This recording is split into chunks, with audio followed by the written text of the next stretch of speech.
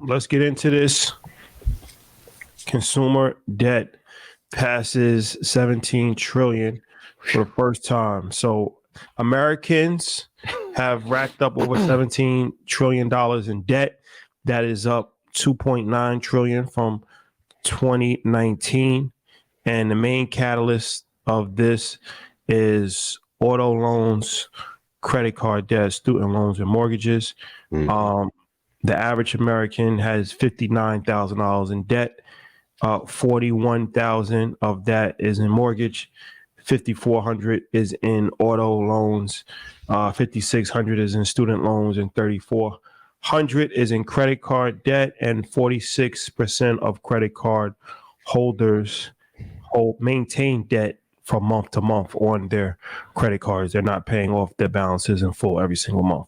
So, all right, $17 trillion Jesus for Americans in debt. Yes. Where do we they start? don't want to say we're in a recession, and the VIX is still at. Let me go check right now. I think the VIX is at 17. Volatility index continues to get lower. This reminds me in the scene in The Big Short, when they're going to the credit rating agencies and saying, "Hey, these loans are defaulting. Why have you not changed the grade of the loans?" And they're like, "Well, we get paid to not change them." It's really interesting to see debt be this high. And I know we give them flack when it's due, but the axiom that Dave Ramsey used, if debt is dumb, is true.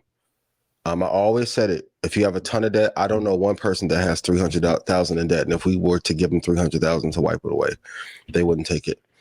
Live below your means, have to build a business, have to invest. I know it is tough to stay disciplined, but as a country, I think we've gotten, and I'm going to be very clear, it's the companies and marketing that pushes us to be in debt to buy things that we don't need to make companies stable that are actually unstable without us consistently buying them.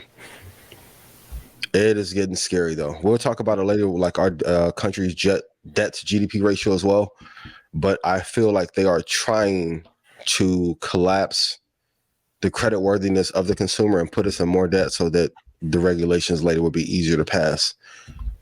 Even with the crypto market, we'll talk about it later, but I feel like they are not, every avenue that people had to make money last year or in 2020, they're slowly closing those lanes off, but we have to get this under control immediately. Yeah. I mean, when I looked at it, not surprised, but I always think back to let's go back to 2 to 3 years. Like, these are the effects of a pandemic, right? If we look at unemployment, if we look at wages, when people don't have money, they're going to go to credit, right? And again, and you said this weekend, you had a great monologue about America being built on debt, but that's what's happened. That's what's happened. And even inside the pandemic, when we were looking at interest rates, and it was like, great, this is a great time. You can refinance your home just at a low rate.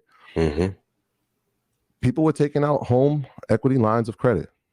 And when you take out home equity lines of credit at a low interest rate, that's great for you for the immediate, but you're adding to the length of your loan. Yes. And you're adding to the debt that is going to be accumulated, because it doesn't matter if you bought a home for 400,000, right? By the time the 30-year mortgage is paid, you've paid well over $1 million for that home. Yeah, easily. Right? And so I looked at the number. They said 14 million homes were 14 million mortgages were refinanced during the pandemic period, starting in March 2020. 14 million homes. So you got to think about that, right? Like, at one point, banks stopped giving out HELOCs. I remember going to a bank that I frequent, and they were like, "Yeah, we're not offering it anymore," just because of the amount of debt that had been accumulating. But like you said, student loan, right? That's been on pause. Yeah. Right. And that the debt is still increased because people are still going to school and they're accumulating debt, let alone the people who are in repayment and haven't had to pay for 2.5 years. So this number could actually be higher, right? If this wasn't a freeze until, I think next September. And then when we talk about interest rates again, as we're going through the pandemic, we talked about the semiconductor problem that affected cars. And so now there's less cars being made with the same products. And so now when there's less cars, there's going to be a premium on the cars that they have in inventory. And so now you're going to be paying oversticker. And if you're financing and you don't have great credit, then you're going to be paying a higher interest rate. And then that loan gets increased. And so all these factors are happening at the same exact time. On purpose. Can we be very honest? How did they get 72 million chips all available for Dodge Chargers in 1 quarter? I know these are numbers is like a gross extrapolation, but they were driving up the value of houses 30,000, 40,000 over asking. Some people were paying $20,000 above asking price for a car. They crashed the market, and all of a sudden, AMD and NVIDIA had enough chips to power your Tesla. The number one way to increase price is to limit the supply that is available. I feel like that was done on demand. So for those of you in the comments that may be watching the clip, hey, what's the play? The play, which I hate the term, but it's to invest in companies that monetizes debt. Visa is one of them. Historically, one of the best companies in the credit card space. The return has been absolutely amazing. If you can get it around maybe 209, great. And if you think America is going to have less debt and consumers are going to have less debt, then you can short Visa. That would not be wise. But if you want to go long Visa, you'll see some considerable gains there, because I want to get some actionable items for those who may be joining. If this is your first time, maybe watching the program, see Rashad, I'm learning. 5-year return on Visa, 76%. 6-month return is 10% while we are in a recession that they will not call. How you feel about Amex? I like Amex too. I think Visa is just a leader, but if I had to pair them, it's like Twin Towers. That is a great credit spread that you can play. As a result, if I pull up the stats real quick, all-time return for Visa is 5,826%. They have been down over the last year, down 5%, but I like Amex if you hold for the long term, for sure. So that's one way to benefit from it. So, yeah, can we do a monologue? You want my look? Yeah. Oh yeah, come on. Let me get you ready. It's been a while. Well, go ahead. I'm gonna start with space for you and get you ready. Yeah, that's my guy. Yeah, get the camera angle right. I gotta get you ready. Very, very important. Let's make sure. There we go. Okay, that's good. All right. So, speaking about this debt situation, it brings up a bigger issue that nobody really wants to talk about, where Americans are addicted to debt.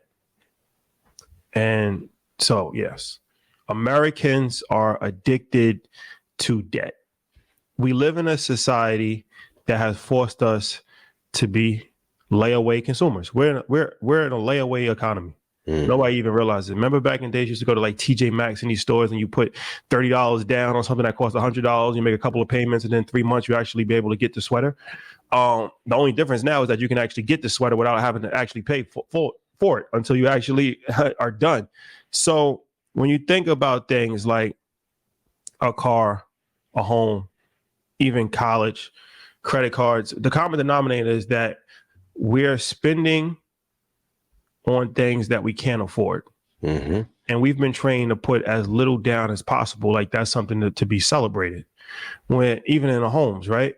A lot of places in the world, the mortgage system is completely different. They don't have the same, like you buy a home in cash or you put down 50%. We're like, okay, how can we put down 1%, 3.5%? Well, what happens is that the only real people that benefit from this system is the banks, because we're trained to put down as little as possible, right? But there's nothing, you don't get nothing for nothing in this world.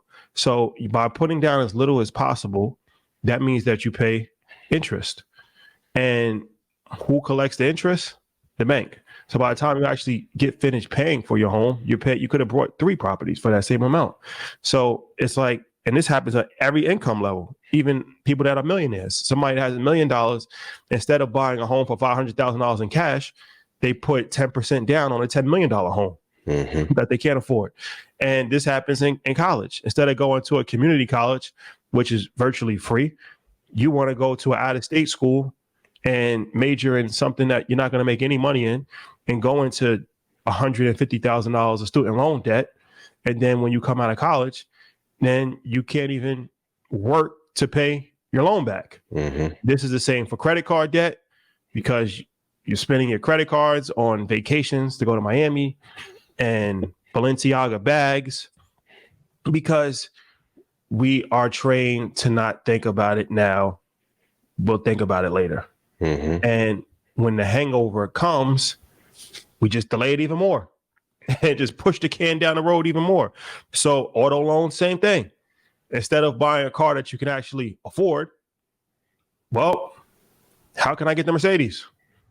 Can't afford it, but $500 a month, not that bad. Just go for it. Just do it. YOLO. So yeah, we can give you solutions on how to, cut debt and how to invest in companies. That's important.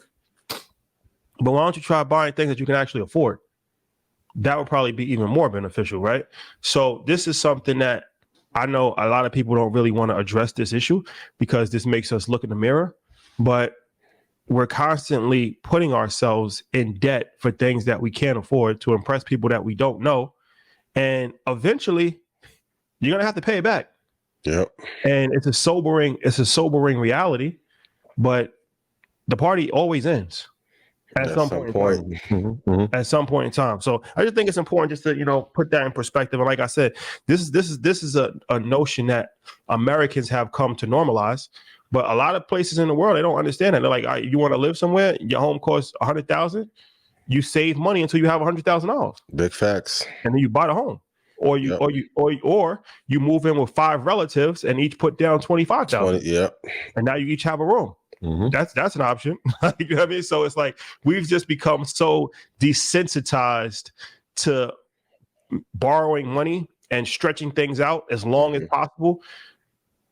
20-year mortgages, 30-year, they talking about 50-year mortgages. Like, just be careful. Be careful. Be mindful. And going to your point, if we look at countries, so everyone listening, you don't have to follow anything that we say, right? Look at the countries that have a inverted yield curve, which predicts recession. I want to name some of them: Chile, Iceland, Czech Republic, Canada, Sweden, United States, New Zealand, Qatar, Israel, Germany, Norway, Hong Kong, Switzerland, South Korea, and the United Kingdom. These are the biggest nations, and all signs are pointing to debt accumulation leading to destruction of GDP. For those who don't know what that means, all those countries are like underwater and broke right now. It's a threat to national security also. Yeah, absolutely. It's like the weaker you are as a country, the more debt you have as a country. Now that is a ripple effect across pretty much every area of the economy. Yeah. So individuals have too much debt. The government has too much debt. Yep. We're borrowing money from companies. The companies are under the pressure of foreign entities. The government's borrowing money from China. It's all coming back. Oh, fearmonger, Rashad. We're just talking about China. It's just the reality. So it's like China. The chicken. Joey Crack. Oh my God. Shout out to Joey Crack. My graduates from my school being Forbes, bag drop. Bag drop. A mic drop, bag drop. Bag drop.